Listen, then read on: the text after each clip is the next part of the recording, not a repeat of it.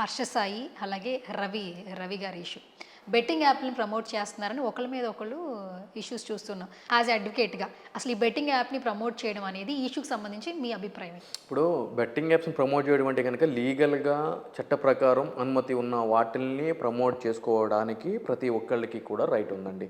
ఒక real estate companies ads ఇస్తున్నాయి, cinema వాళ్ళు యాడ్స్ ఇస్తున్నారు, పొలిటికల్ యాడ్స్ ఇస్తున్నారు. అలానే చట్ట ప్రకారం కూడా అవి అమల్లో ఉంటే కనుక ప్రమోషన్ చేసుకోవచ్చు, ఇబ్బంది ఏం లేదు. చట్ట వ్యతిరేకంగా ఒకవేళ అవి రాష్ట్ర ప్రభుత్వాలు కనుక వాటిని బ్యాన్ చేసి ఉండి అటువంటి వాటికి సంబంధించి ప్రమోషన్స్ ఏదైనా చేస్తే అబ్సల్యూట్లీ ఈ పోలీసు వాళ్ళు ఏమో కూర్చోరు, కేసులు రిజిస్టర్ చేస్తారు, తీసుకెళ్ళి లోపల కూడా వేస్తారు. సో ఆబ్వియస్లీ అటువంటి రిస్ట్రిక్షన్స్ ఏమీ లేనప్పుడు తను అదే మాట అంటున్నాడు. ఇప్పటి వరకు నేను నిజంగా బెట్టింగ్ యాప్స్ మీద ఇలా నేనేమైనా దోపిడీ చేసి అన్యాయంగా సంపాదించి చేస్తే ఈ పాటికి పోలీసులు నా దగ్గర రావాలి, నన్ను అరెస్ట్ చేయాలి కదా అని అడుగుతున్నాడు. అదేనండి నేను అంటున్నాను. ఇప్పుడు చట్ట ప్రకారము అతను ఏదైనా చేసుకునియండి, అది మనకు సంబంధం లేని విషయం.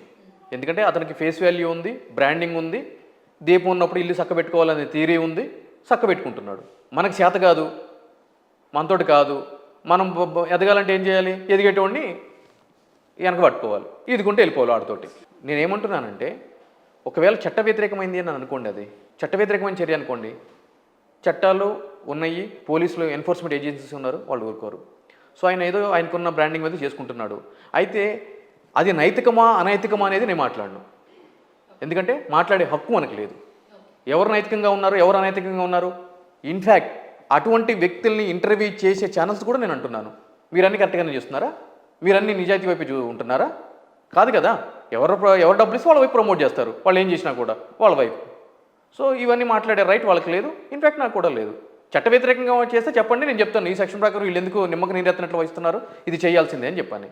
ఇకపోతే నిన్నటి వరకు సపోర్ట్ చేసిన వాళ్ళు ఇప్పుడు వ్యతిరేకిస్తున్నారు అని అంటే కనుక ఇప్పుడు ప్రజల గురించి వ్యూవర్షిప్ గురించి ఆలోచించి ఇంటర్వ్యూలు చేసే పరిస్థితి మనకు లేదండి. ఎందుకంటే కనుక గొర్రెలు వీళ్ళంతా. మీరు ఏ చూపిస్తే ఇప్పుడు ఈ ఇంటర్వ్యూ ఉంది కదా, ఇది కరెక్ట్ అనిపిస్తుంది.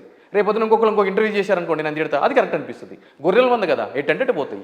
Anyways thank you so much for coming Naresh గారు. సో ఎప్పుడు ఏ ఇష్యూ వచ్చినా చాలా క్లియర్గా ఆ ఇన్ఫర్మేషన్ ఇస్తూ ఉంటారు.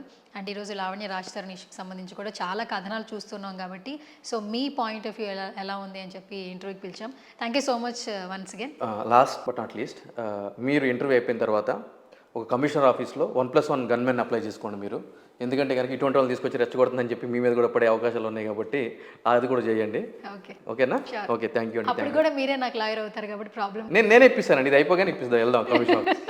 Okay, thank you so much. So ఇది వాళ్ళ స్పెషల్ చిట్ చాట్.